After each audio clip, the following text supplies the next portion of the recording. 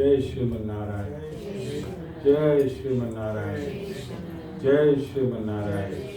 I pay my obeisances to my spiritual master, Srimad Jagadguru Sudarshan Acharya Ji Maharaj. I pay my obeisances to Lord Sri Ramanuj. I pay my obeisances to our Purva Acharyas.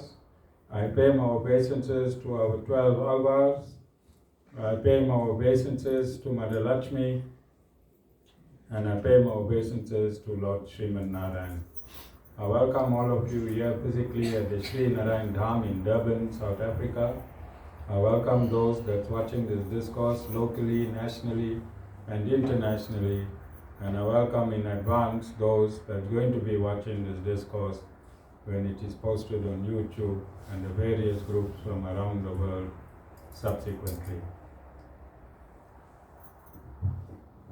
We continue on our topic from last week.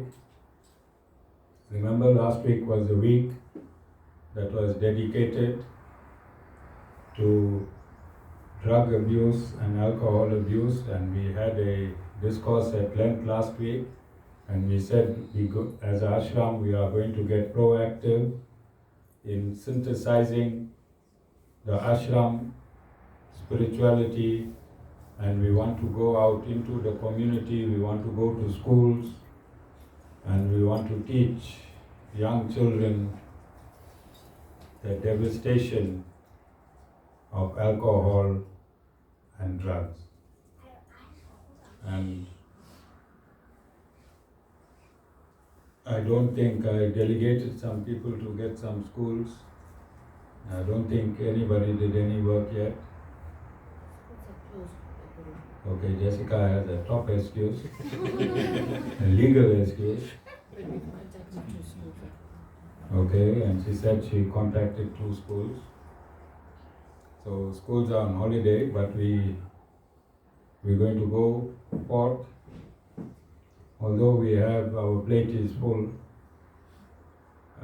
we have to fight this scourge in our society, because it is breaking and continues to break homes, families. It's a devastation. It comes like the tsunami. It hides. It lives in you. It looks around, and then it wants to take you out. And there is a way. There is a solution. For drug addicts, God has created Narcotics Anonymous, which is a spiritual program practiced around the world, and the success rate is 100%.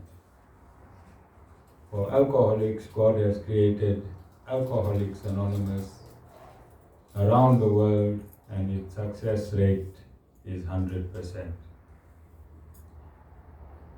And it is our duty as the ashram, and me with my own experience in bouts of alcoholism for many, many years of my life, I experienced and I partook in this demonic, amongst our Indians, when we see somebody involved in alcohol or drugs,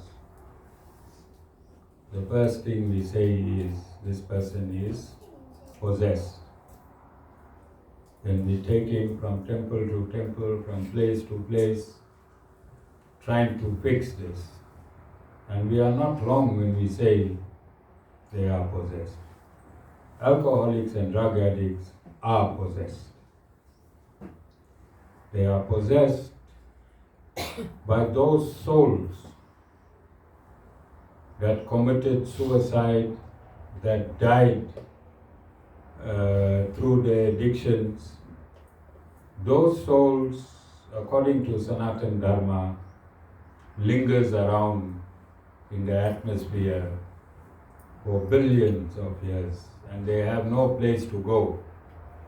So to satisfy their addiction,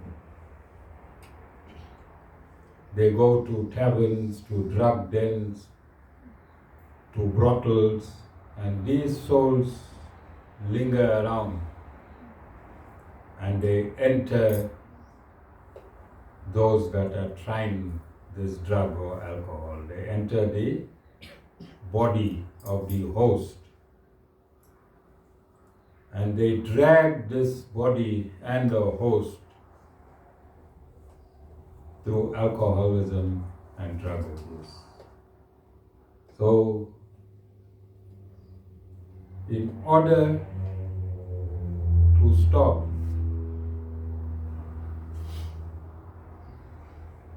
and in order for these souls to leave your body, you have to starve them. You have to starve them. And Alcoholics Anonymous and Narcotics Anonymous, they teach you how to starve these demons, these bad spirits. As soon as you start starving them, they disappear, they leave you, because they only need you to consume alcohol or to take drugs. So yes, because you do things that you would have never done in your normal senses, and your parents know you, they gave birth to you, they know who the real you is. So what I'm saying might be controversial, but from where I am seated, these souls, and that is why in Sanatana Dharma, suicide is prohibited. Suicide is prohibited because that soul that commits suicide cannot get reincarnated immediately. And that soul through your body causes disturbance. It breaks your home, it breaks your family, it tears you apart, because that is what a demonic spirit does. Unrighteous things. So it is important. It is very, very sensible or sensitive. This program cannot be handled by family members. Families make it worse. They put fuel in the fire. Families must refrain from trying to fix addicts. God has created a system. There are experts in Narcotics Anonymous and experts in Alcoholics Anonymous. These people underwent this disease themselves and this capturing themselves. They understand the sensitivity of what is happening. We cannot fight this disease. You cannot confront this disease from the outside. It's an internal disease actuated by many, many forces, incomprehensible. Families can assist in taking these people to the solution, and a God-given solution. The program was God realized.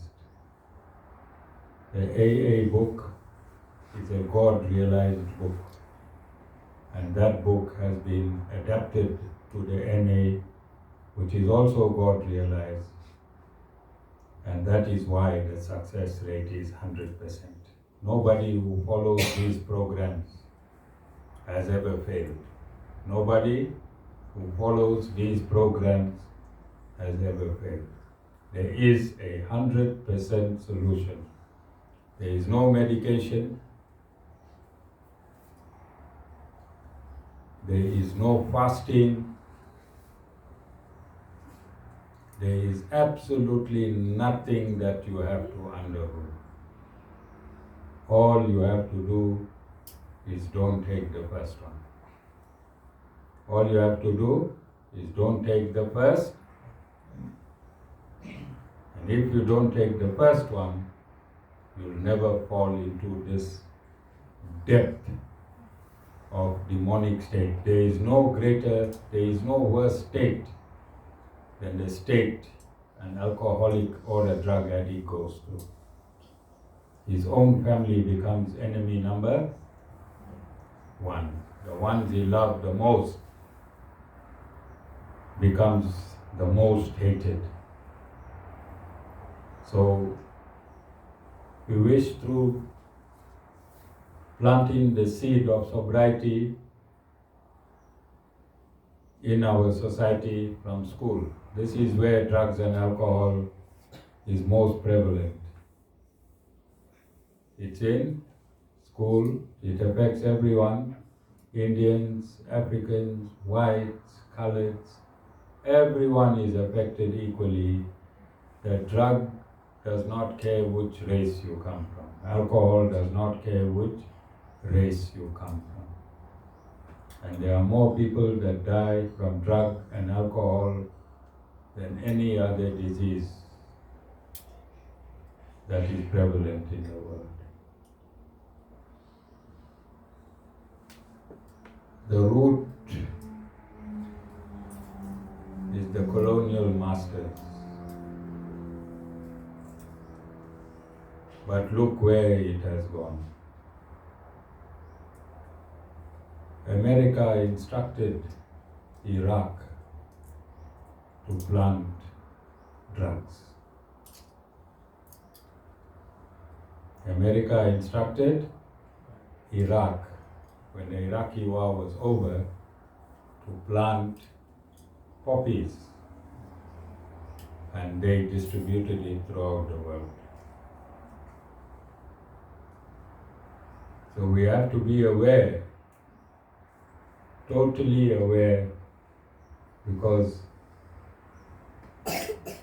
America needs a lot of money, and to keep people drugged, they make a lot of money.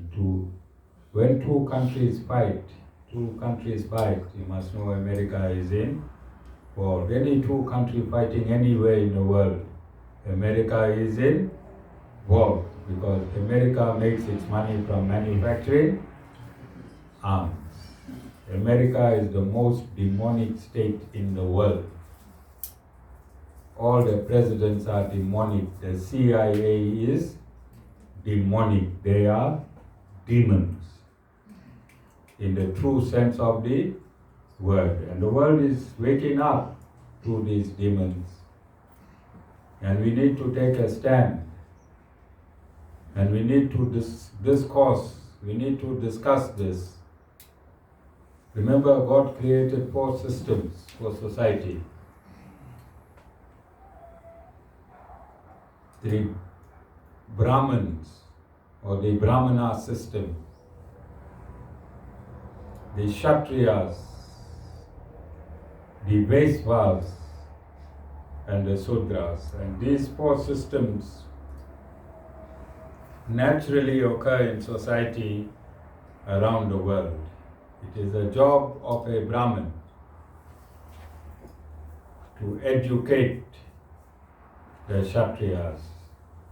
The Brahmana are the priestly class, the saints and sages of all religions, not just Hinduism, of all religion. It is the job of the priestly class to educate the governing class. And who's the governing class? The politicians. It is job of the Brahmanas to educate the defense force, to educate the military, the policing. It is the job of the Brahmanas to educate business so that they can be ethical and moral. And it is the job of the Brahmanas to educate the working class. Right at the bottom is the working class. The working class, the labor force, is not just those laborers that work in your garden.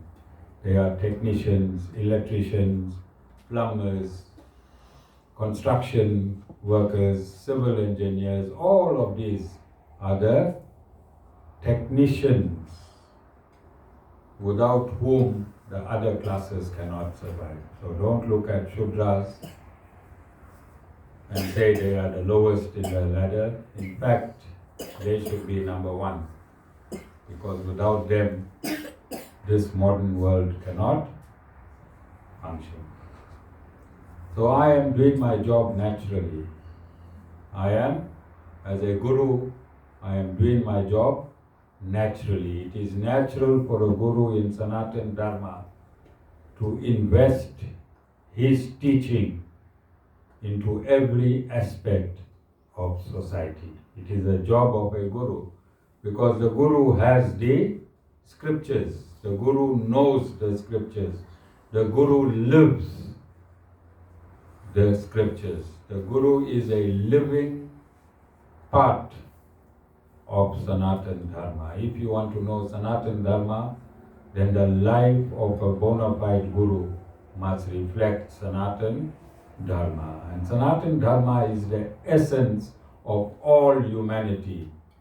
Of all humanity. It's a thread that runs through every religion that has been here, every religion that is here, and every religion that's going to be here.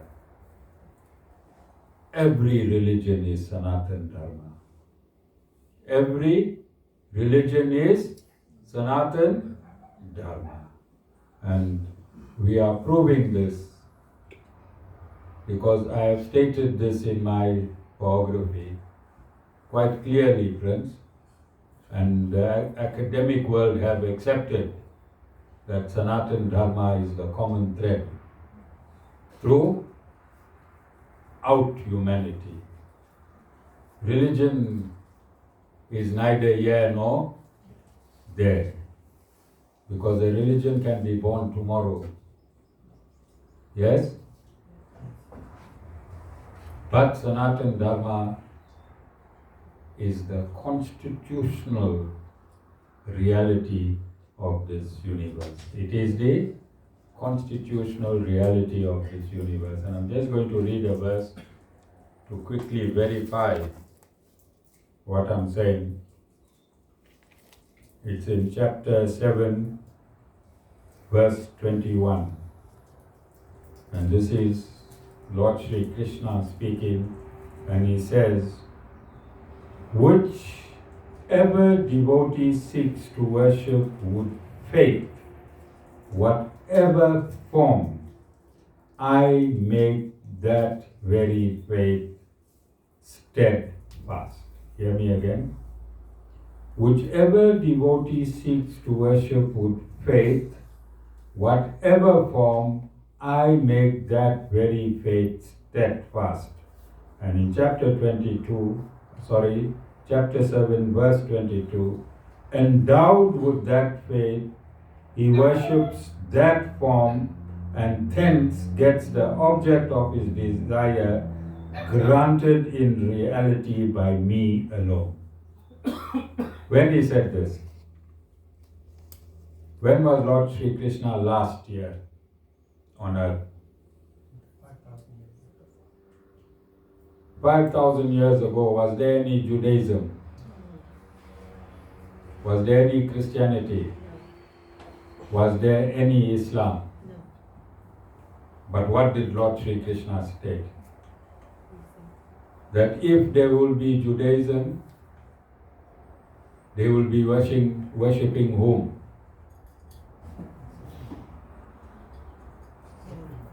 They'll be worshipping him.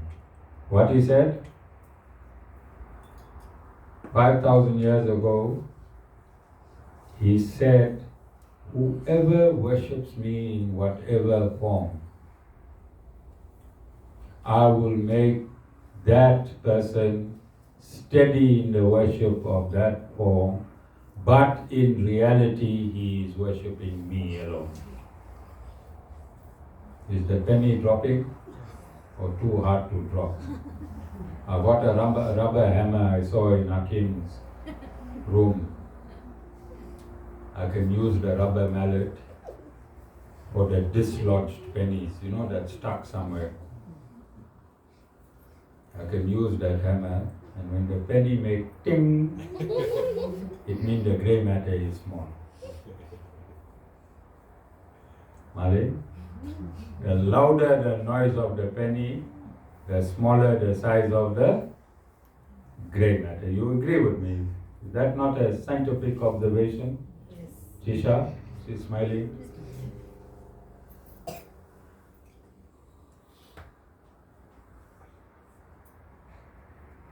So I want you to understand again why this ashram accepts all religions. Why you see Prince seated here.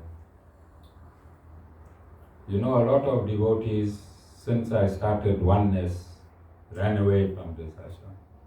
Do you all know that?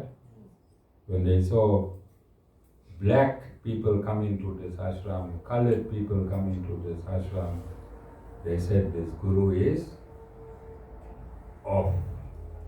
They thought I blew a head gasket. They thought my gasket was blown. My job is to teach you what God said. My job is to teach you verbatim what God said. I'm not here to make any new teachings. I don't have capacity. No guru has capacity to teach anything new. God has covered all the bases. Friends, God has covered all the bases. This is why I reject false philosophy. I don't care how big your following is. If it's not in the Bhagavad Gita, it does not exist. Would this verse, chapter 7, verse 21 and verse 22, does it not give legitimacy to all religion? Does it not legitimize all existing religions on this planet? Is God not saying that? Remember, he did not talk about Sanatan Dharma. He did not talk about Sanatan Dharma. He is talking about the future religions. He is saying, whichever person worships me in whatever form, I will make his faith steadfast in that form, but in reality that person is worshipping me only, or me alone. You see, God has not incarnated in any religion. God has not incarnated in Judaism. God has not incarnated in Christianity. God has not incarnated in Islam as God himself. God has only incarnated in Sanatan Dharma. All these other religions have been through prophets. Do you understand? Although it has been through prophets, what the Supreme Lord is saying, those religions are authentic. In reality, they are worshipping me alone. When this was said? Before the advent of all the current major religions. Before the advent of this. This is why you have heard me saying, and you've been thinking that I've blown a gasket, Jessica, that Sanatan Dharma can be practiced in the synagogue, it can be practiced in the church, it can be practiced in the mosque. Because you're worshipping the Supreme Lord Himself. You're worshipping the Supreme Lord Himself. Where else can you worship Him, Prince?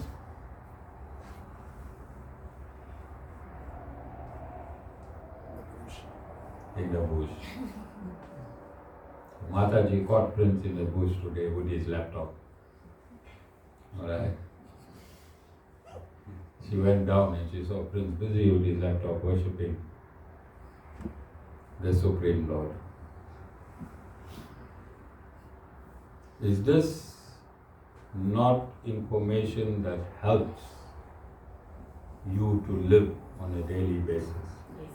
Besides giving you money in your wallet, you need knowledge in your spiritual wallet.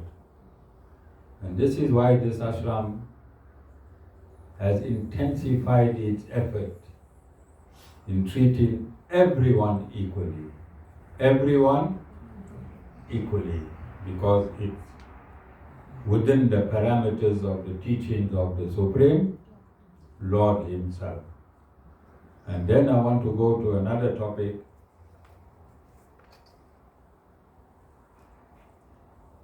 which is important.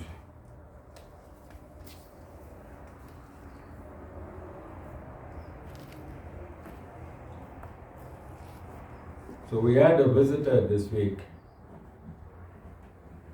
the daughter of Chris Hani, and she came to the ashram. We hosted her at a hotel. We brought her to the ashram and she wanted assistance in a myriad of things, but two things that I'm going to sign a memorandum of agreement with her is African spirituality and rural development. And rural development. Remember, her dad was assassinated in 1993. He was assassinated because white monopoly was bribing all these big name ANC people, including Nelson Mandela. All of them got bought off, besides Jacob Zuma and Chris Hani. They did not take any bribes, and her father was killed. And I asked Prince to research his political ideology, put it in paper, and we will help her to spread that ideology throughout South Africa. Because we said in 2021 that the Sri Narayan Dham is going to change the political consciousness of South Africa. We achieved it in 2024. We shook the hell out of the ANC government. We were responsible for assisting in it getting dislodged from being a superior power in South Africa. Direct result of the Sri Narayan Dham, and I'm getting involved again now with Chris Hani's daughter, Cleopatra Hani, and we're going to start a civic movement. We're going to start a civic movement. We're going to empower people in the rural areas. Water, sanitation, and healthy food. And from the look and her experience with spirituality long before meeting me, she looks as though she's about to get initiated. She wants to become a Satish, eat your heart out. Really eat it out, take it out and fry it. Because she wants to become a vegetarian and she wants to follow the Guru 100%. It all came from her, Prince. But she has a problem. Prince, she has a, what's her problem? No, she was seated there. She said she has a problem. Even Prince, when he went to Nando's, we took her to Nando's, and she said she got a problem, Prince. Anger problem. She got a Jessica problem. Anger problem. Jessica problem. You can just replace the word, it means the same thing. Synonymous. Tanya, anyone else you know got an anger problem? You can tell the Guru quietly. Okay. Quietly come in my kutir. Only Jessica can go public. Now let's see what the Lord is saying. Who? How many years ago, Jessica? 5,000 years ago. 5,000 years ago, and before this, he said it 120 million years ago. How long? 120 million years. But he says this at every Dwapara Yuga. Every Dwapara Yuga, he says this. Norman, you know anyone with anger problem?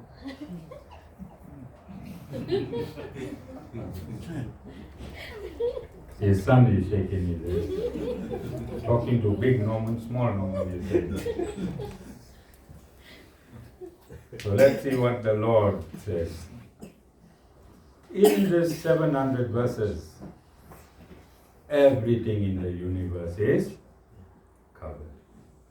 Because only the Supreme Lord can compress 700 verses into the workings of this entire universe. Chapter 2, right at the beginning, Jessica. Beginning. Jessica read the Ramayana. By tomorrow you'll be in chapter 2, Jessica, verse 63. If you go home, don't yap with your brother, give him a break, leave him alone, and just read the Bhagavad Gita. Verse 63. From anger there comes delusion. From delusion, the loss of memory. From the loss of memory, the destruction of discrimination. And with the destruction of discrimination, she is lost. Sorry, I was thinking of Jessica. He is lost. He is. Let's start again. Let's start again. Satish is going back in time and is thinking how much of delusion, how much of proof, Satish Bhai. Yeah, God giving you the solution. Anyone with an angry wife or an angry husband or an angry mother.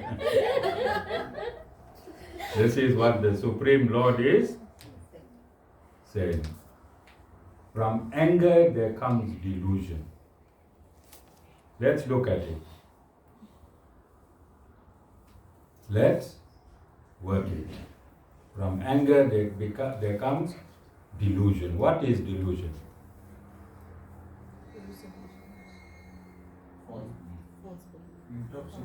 Yes, false beliefs. Soon as you get angry, now the truth is obscured. As soon as you get angry, the truth is obscured. From delusion, the lack of memory. What happens when, Jessica, all the time to you? When you get angry, you forget everything. Is it true? Yes. As you get angry in the highest zone of your anger, Norman, what happens to your memory? What happens to rules, regulations, ethics, morality? What happens to all these things? When a person is in rage, No matter where you are, no matter who is with you, road rage, when somebody just cut in front of Jessica, and Jessica is driving with Lord Krishna on the side there, what happens? You lose the memory who's seated with you, yes? Yes. Yes or no? Yes. And then only when your anger subsides, you realize that you was in a delusion. You was in a delusion, and that delusion adds more fuel to your anger, doesn't it? You get more angry. As you get deluded, you get more angry, and you lose your memory, and there comes a point where you don't know why you was angry, and that's when you stop. Yes or no? And you realize, hey, I was angry for a stupid thing like that. Satish didn't buy a loaf of bread, and I nearly killed him. And yet I bought bread in a cupboard. I nearly killed my husband for bread. That was the delusion. That was the delusion. And it happens all the time because that's how the Supreme Lord created anger. Anger is a creation by the Supreme Lord Himself. There's a reservoir of anger.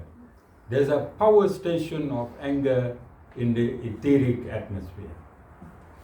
There's a power station of anger in the etheric atmosphere, and everybody who's born connects to that reservoir of anger in proportion to your karma.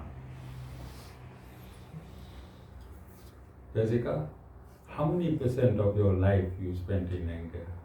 If you don't answer, I can ask your brother. He is there from the time he knows you from. Then I can ask Satish, he is there from the second. And I can ask the boys. I got 3 sets of evidences. This is the academic biography of Jessica. We got her covered. We got Jessica covered. How many percent, Jessica, of your life you spent in anger? 95. Can you see? And Mataji said, hey. Last night she was screaming in anger here. Prince, you heard? Prince is a witness. You heard her screaming in anger? Only once in my lifetime. Where's the lock? Where's the lock? Alright? So this is what the Supreme Lord is saying. And it is a job of the Guru to give you satisfactory, real answers. So your frequency that you are vibrating is getting the energy from the reservoir of anger. There's a reservoir of anger out there in the etheric atmosphere. At creation, God created a reservoir of anger. Then that anger, like electricity, is distributed to everyone who wants to connect with it. It's there. It's there. You have the power to connect to it, or you have the power not to activate it. It's up to you. That power is up to you. You are the highest technology. The human being is the highest technology in this universe. No matter how much of artificial intelligence there's going to be discovered, no intelligence can supersede the human and the human brain and the human mind. There'll never be a time. There will never be a time. Nasmika, any distraction, I get disconnected from my satellite. Similarly, delusion. The biggest problem is fake narratives. Fake narratives are delusion. False news is delusion. There's how much of fake news going around the world? Hmm? Let's look at this ashram itself. We had a hairdresser who was a racist, and she left the ashram. But most of reservoirs have their haircut at her salon. Alright? And she told everyone, hey, I left that ashram because that's a fake guru. She left the ashram because it's a fake guru. So those people that had not come to the ashram yet, that was going to come to the ashram, they already provided with fake information. You can see how rife fake information is. And then there's another person who initially donated this ashram, but we found out he doesn't own the ashram. I got court papers here and lawyers' paper, and we bought the ashram from the original owners. He lives on this main road here, Varsity Drive. So he went around reservoirs telling people I stole the ashram from him. So in reservoirs, there's fake news. One is saying I'm a fake guru, and one is saying I stole the ashram. So what is happening? But it gave me a break. We landed here in 2018, and it took us a few years to bring the ashram to this condition. If all of reservoirs landed here, I wouldn't have had time and place to make the infrastructure, the parking, and everything. Now 100 people, 200 people, 500 people, 1,000 people can come to the ashram. You understand? So on one side, the fake news, but it assisted me. So we will be running pamphlets through reservoirs, and now we will be inviting people. They don't know there's a Goshala here. They don't know there's a guru sitting here that's teaching around the world, but they don't have access. You understand? So we are going to put pamphlets, we are going to send people. But you can see what delusion can do. Anger turns to delusion. Anger turns to delusion. And delusion turns to loss of memory. The more angrier you get, the more delusioned you get, and you lose your memory. And the destruction of discrimination. And what is discrimination? When you are very angry, you don't know right from wrong. You don't know right from wrong. So anger is an energy. Anger is an energy. All right. It starts from the thought. Anger comes from a thought. It manifests in your mind. Anger manifests in your mind. Then from your mind, it touches the motor reaction of your brain. That is why anger, it comes from a thought. Satish didn't buy the bread. Then anger is actuated. Then it touches the motor reaction of the brain, and from the brain the energy is sent down to your throat. I think that's why she had a throat operation.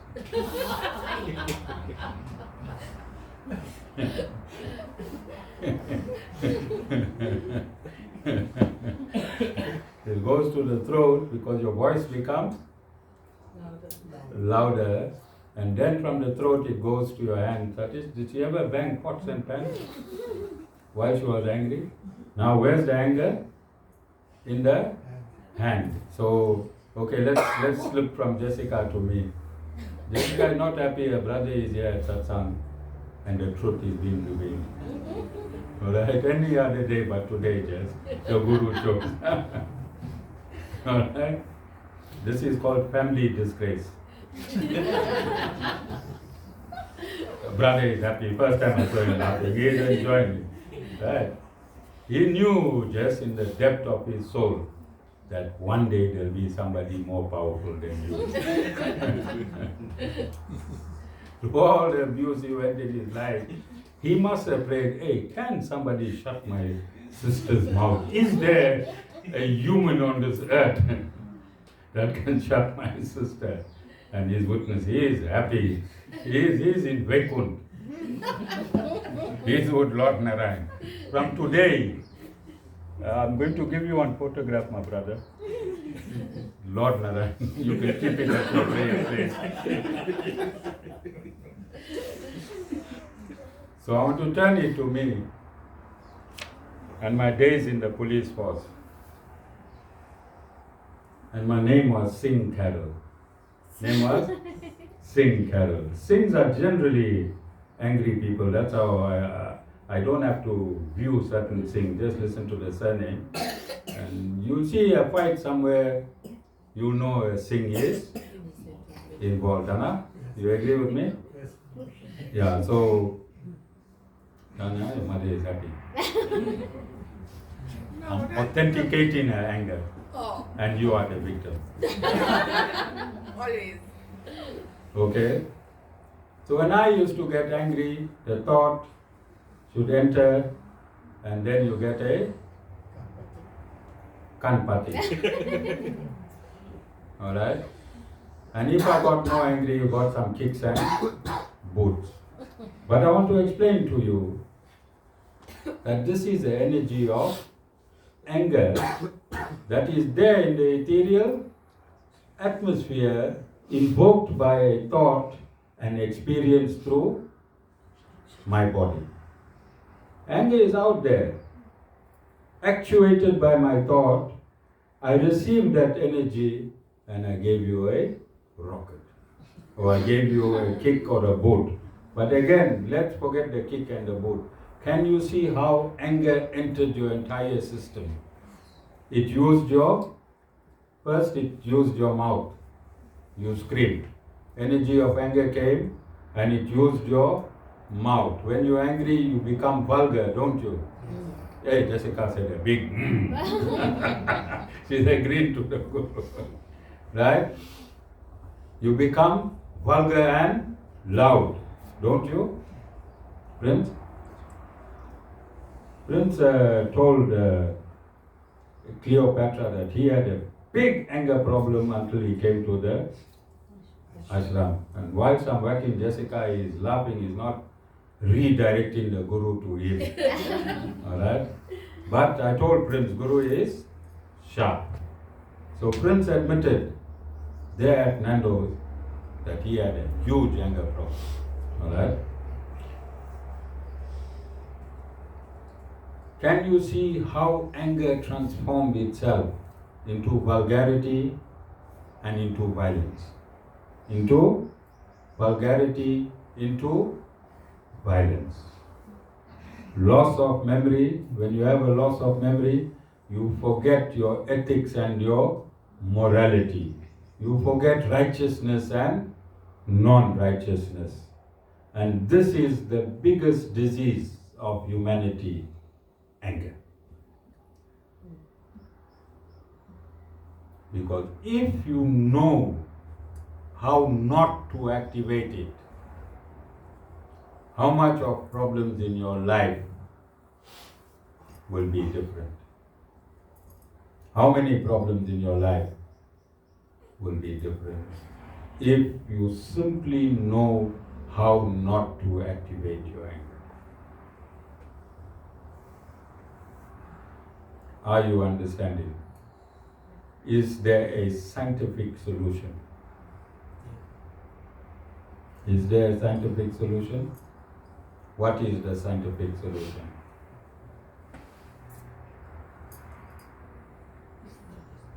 Knowing that anger is destructive. You need to know first. In science, you must know. Here is God telling you, must you disobey God? How many people in the world know this verse?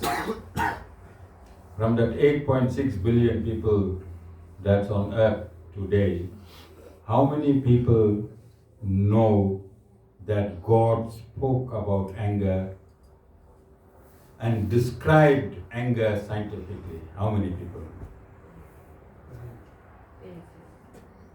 Do you understand? And yet God warned humanity. God warned humanity 5,000 years ago. He told you about this addiction called anger. Anger is an addiction. Anger is an addiction.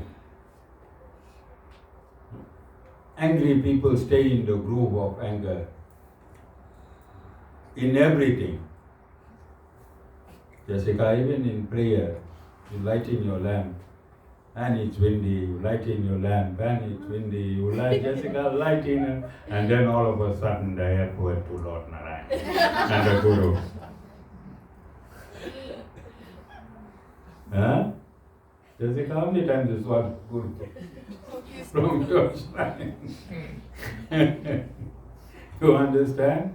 Anger can catch you anywhere. Anger because you're addicted to it. Alright?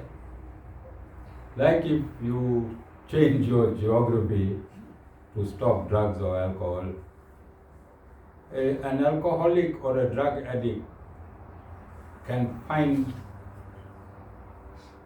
a shebeen or a drug den under 2 minutes in a new location. Even out of this country, you go to London, how fast you can find. You understand? Just like that, anger happens anywhere. It can happen in a prayer place, it can happen during prayers, it can happen anytime. It's an addiction. There's a loop in the mind. There's a loop in the mind and it actuates it. So, nothing about God. This is a science. Nothing about God. You can't pray your anger away. You have to work it. You have to work it. Guru won't come and stop your anger, Jessica. You hear many years, Guru never come and stop your anger. Alright? You have to work it. You have to put in that work. Because you earn the anger. Who earned the anger? Why was the anger infused into your system, that amount of anger?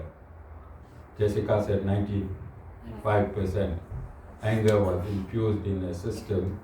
Who asked God for the 95% of anger? She. Then who must take that anger out? You have to work it out yourself. You have to put in the work. And how do you do that? So the saints and sages created something called meditation. Saints and sages created something called meditation, and they said, close your eyes and think of your favorite deity. Your deity will be present. But I'm going further than that. Close your eyes and release your anger. Close your eyes. Meditation was created to put a stop to your addiction. Meditation was created to put a stop. But saints and sages, they colored it and they brought God in. Yes?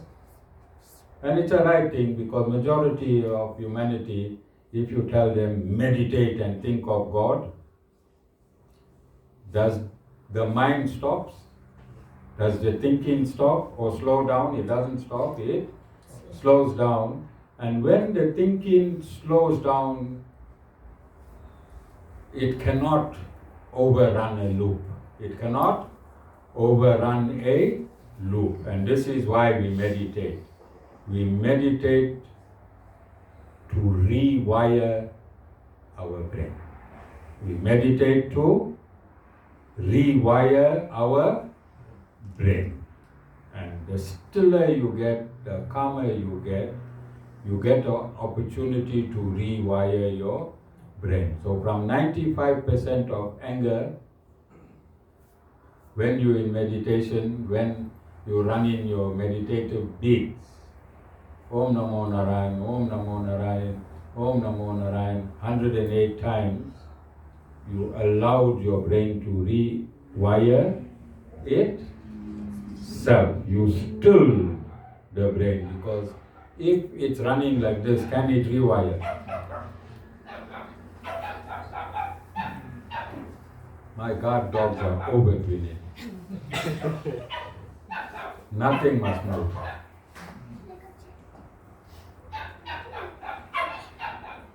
Can you work on an engine if it is in vibration? You have to switch it off. And that is why we get into meditation, to switch off the apparatus of the brain so we can rewire and we don't fall in the same loop again. So if your loop was 95% and you meditated successfully, it won't fall in that 98%. It will start dropping. There'll be a genuine drop.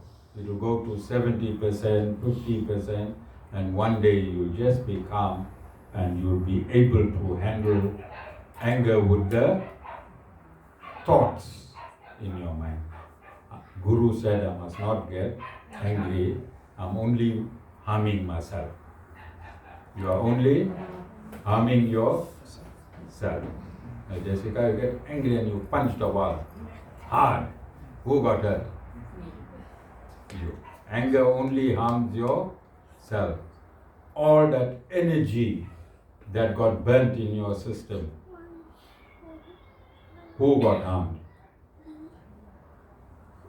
Satish is still fine. He is still walking, he is still talking, but how much energy you lost, how much sanity you lost, how much you really lost, quantum, in an angry state. So is it necessary to get angry, Prince? No. So Cleopatra told me, Guru, I'm right in all my departments. I only got an anger problem. And I promised her that if she continues the association with the ashram, her anger problem will be sorted out. So we are going to work with Cleopatra. I think there's a bank account that's open already for her. She opened the institute. Everything happened at the ashram. The Cleopatra Institute happened at the ashram. Anyone thinks it's a coincidence? Anyone thinks what's happening with Cleopatra is a coincidence? In spirituality, nothing is a coincidence. Jessica, instead of going home and fighting with people who have nothing to do with your anger, you can talk to the Guru. I'm here. How about time? I can answer your question. Don't go home and fight with those two men seated in the back. Alright, the Guru said all this thing.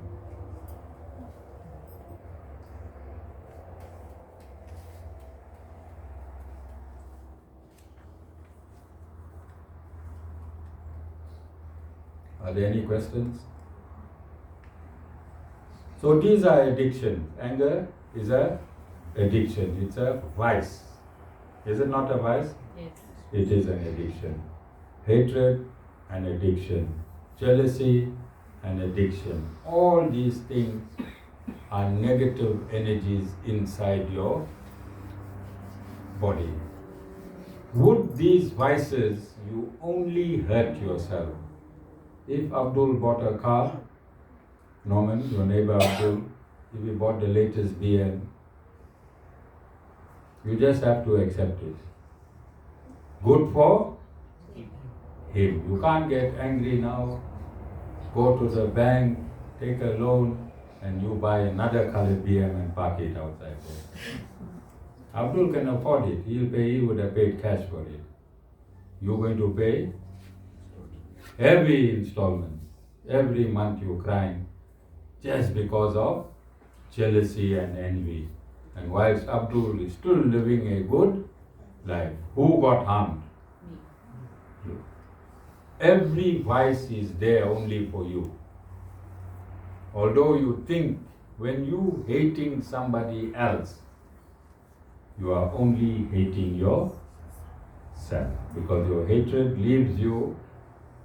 There's a reservoir of hatred outside there in the universe. Your hatred leaves you, like your anger, how you go out in the universe, bring the anger to you. Similarly, your hatred, you go out in the universe, and that universe returns the hatred back to you, tenfold. Who got hurt? This is why in Sanatana Dharma they say, whatever you do, you think you're doing to others, in reality you're doing to your children. Tanya, my boy there in the back, Yajvan, Avir, you still got your father there. Don't try to teach your parents a point. The two boys, Don Mali, Sherwin, brother in the back there. Don't try and show your parents a point. You only showing yourself a point. You only showing your own self a point. You can never show your parents a point. Ashmika, your parents are in the back.